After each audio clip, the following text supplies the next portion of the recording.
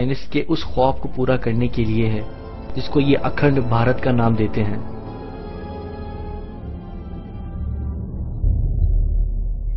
ہم اپنی آنکھوں کے سامنے وہ سپنا دیکھنا چاہتے ہیں کہ افغانستان سے لے کر کے اور ادھر کیلاش مانسروور تک اور ادھر ورما تک یہ پورا کھنڈ کھنڈ ہوا بھارت دوبارہ سے اکھنڈ ہوگا، اور ہم کہہ سکیں گے ہم نے اپنے کھنڈ کھنڈ ہوئے بھارت کو دوبارہ سے اکھنڈ کر دیا ہے۔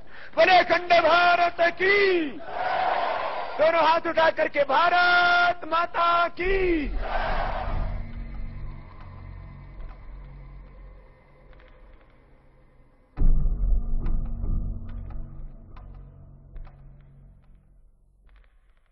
Christianity, Hinduism, Buddhism, Judaism, Islam, and modern Western civilization. What conception do they have of the movement of history? What is their conception of truth?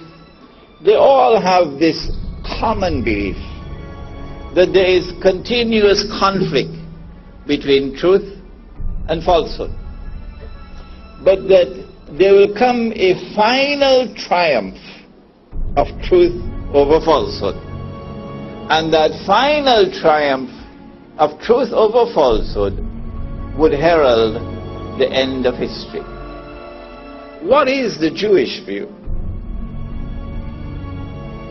The prophets of old had communicated to the Israelite people a divine promise that Allah Most High was going to send to them a prophet who would be their prophet and who would be known as the Messiah and who would rule the world with eternal rule from the throne of David alayhi salam, from the holy state of Israel. From the Jewish perspective, the son of Mary was not the true Messiah. That history will end with the true Messiah ruling the world from Jerusalem, from the throne of David, alayhi salam. And that when that takes place, it would bring back the golden age of Judaism. And when that happens, then the Jews expect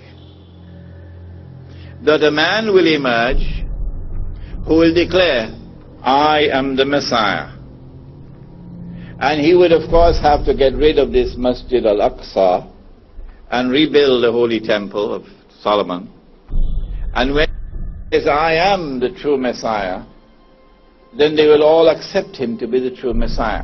And history will end with the golden age coming back, and history will end with this spectacular validation of the Jewish claim to truth.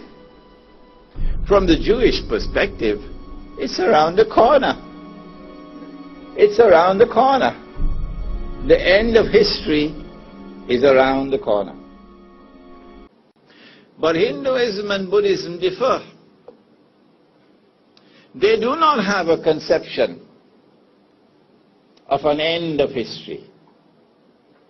Rather, they believe that history moves in cycles.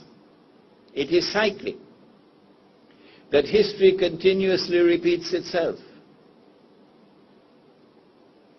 Yes, there is constant conflict between truth and falsehood.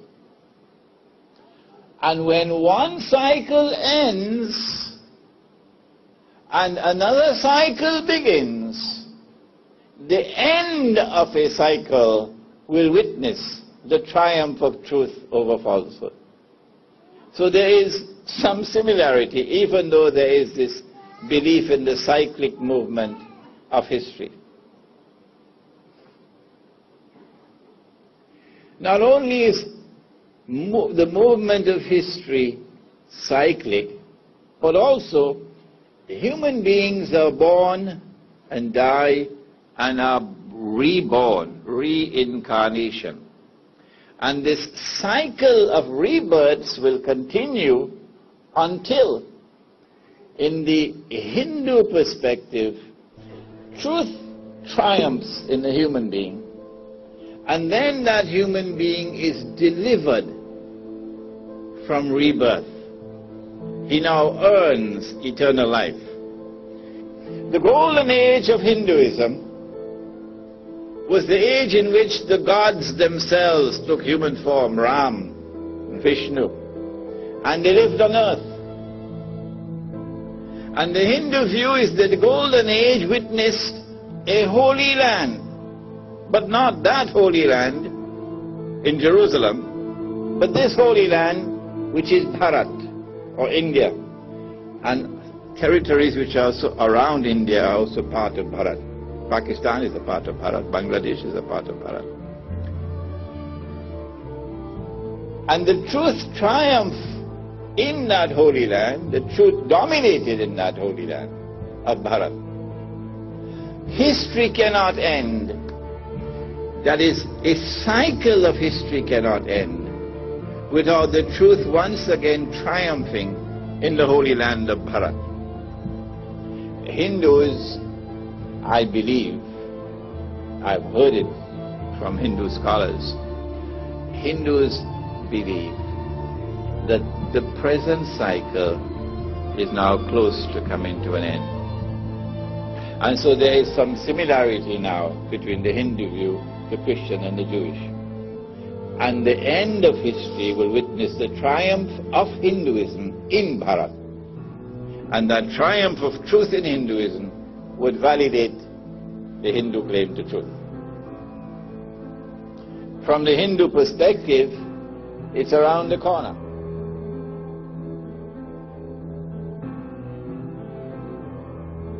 Ram जन्मभूमि नहीं, काशी का विश्वनाथ का मंदिर, मथुरा की कृष्ण की जन्मभूमि, ये तीनों उसके लिए महत्वपूर्ण हैं। हालांकि अलग बात है कि मक्का जो है, मदीना, वो भी हमारा स्थान है। शंकल द्वीप, कुरान में भी इसका उल्लेख है, वो भी हमारा है। जंग जारी है, बहुत पुरानी जंग चल रही है। जंग का अंत एक ही होगा, न ईसा न मूसा। केवल हिंदुस्तान के अंदर नहीं, तो उसका जो वैदिक सनातन धर्म है वही देश के अंदर स्थापित होगा। देश के अंदर नहीं, विश्व के अंदर स्थापित होगा। लड़ाई तो वहां तक जाने वाली है। ये सब इसके पंथ हो जाएंगे हिंदू समाज में। समय की प्रतीक्षा करो।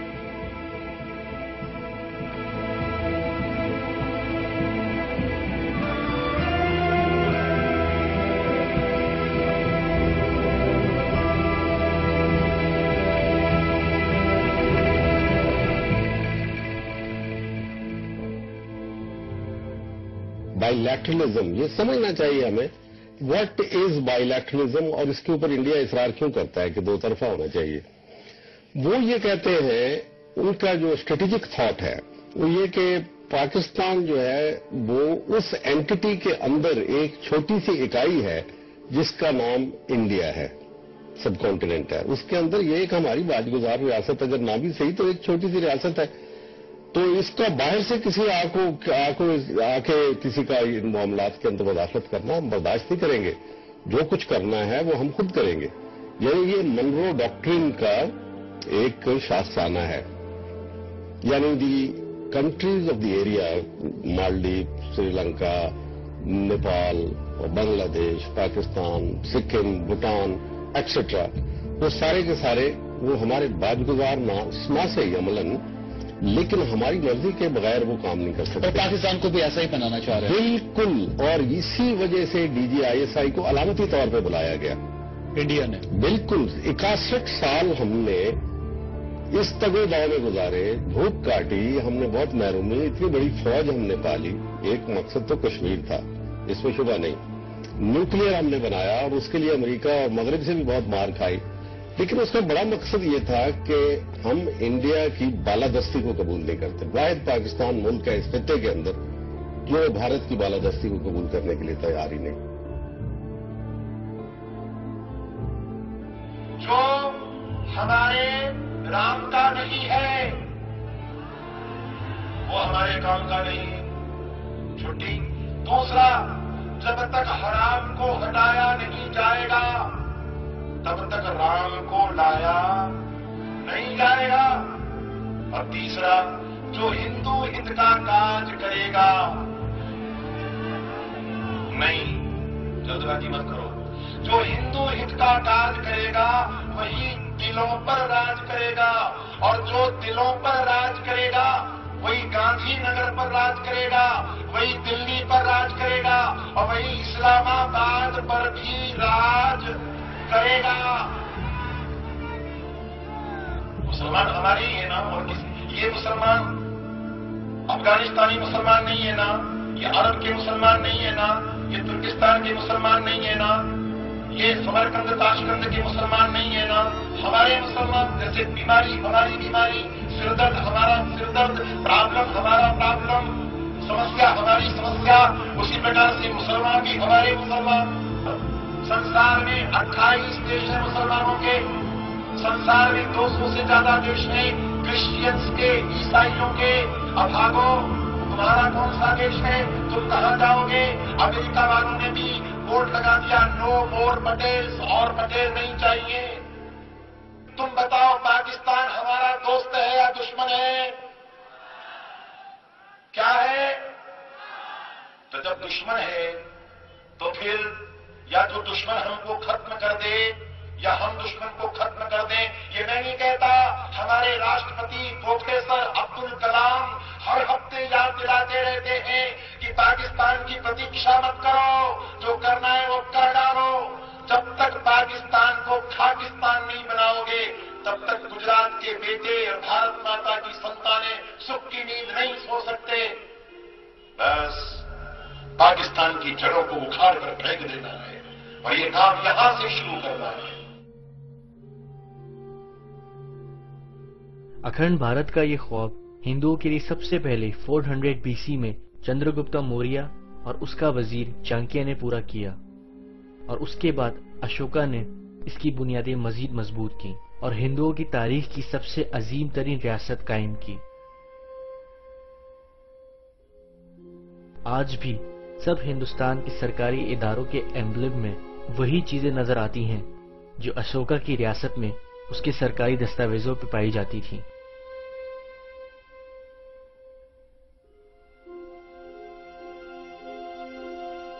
हिंदू ज़ायनिस्ट का बुनियादी वजूद ऑल इंडिया नेशनल कांग्रेस के कयाम पर पैदा हुआ, और इनकी नापाकी 1937 में होने वाले इलेक्शंस की फतह के बाद सामने आई। और आज यही हिंदू ज़ायनिस्ट इंडिया की हुकूमत में बहुत मजबूत इख्तियार रखते हैं। हिंदुस्तान में बीजेपी, RSS, बजरंग दल, शिवसेना और आर्य समाज जैसी इंतहा पसंद हिंदू जमातों ने इंडियन आर्मी के साथ मिलकर कश्मीर से लेकर आसाम तक हिंदुस्तान में रहने वाले गैर हिंदुओं के खिलाफ नस्ल परस्ती की सबसे बदतरीन मिसाल कायम की हुई है।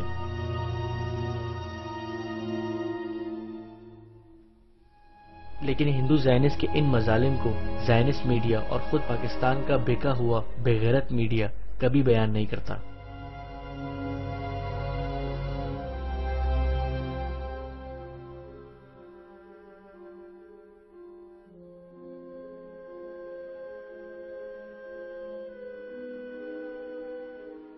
फ्रीमेसन्स और हिंदू ज़ायनिस्ट के मकासद और तारीखी नुक्ता नज़र में बहुत थोड़ा सही फर्क है, लेकिन इस वक्त इन दोनों के मकासद की सबसे बड़ी रुकावट एक ही है, और वो है पाकिस्तान और उसकी न्यूक्लियर कैपेबिलिटीज। पाकिस्तान की कौम के हौसले और हिम्मत और इस्लाम के लिए बेइंतहा इश्क का नमूना इंडिया और इजराइल 65 और 67 की जंग में देख चुके थे। इसलिए सबसे पहले उन्होंने पाकिस्तानी कौम के दिलों में मौजूद अल्लाह सुब्हानहू व तआला और उसके आखिरी नबी के लिए इश्क को अपना निशाना बनाया, और एक मुसलमान इत्तेहाद को तोड़ने के लिए शेख मुजीब जैसे गद्दारों को खरीदा, और एक मुसलमान होने का दावा करने वाले पाकिस्तानी आपस में कौमियत में बंटना शुरू हो गए। ये कोई इत्तेफाक नहीं था कि 1971 के बाद ही 1974 में आज़ाद बलूचिस्तान और उसके बाद सिंध में सिंधु देश और जिनापुर, सरहद में पख्तूनिस्तान जैसे शोशे छोड़े गए।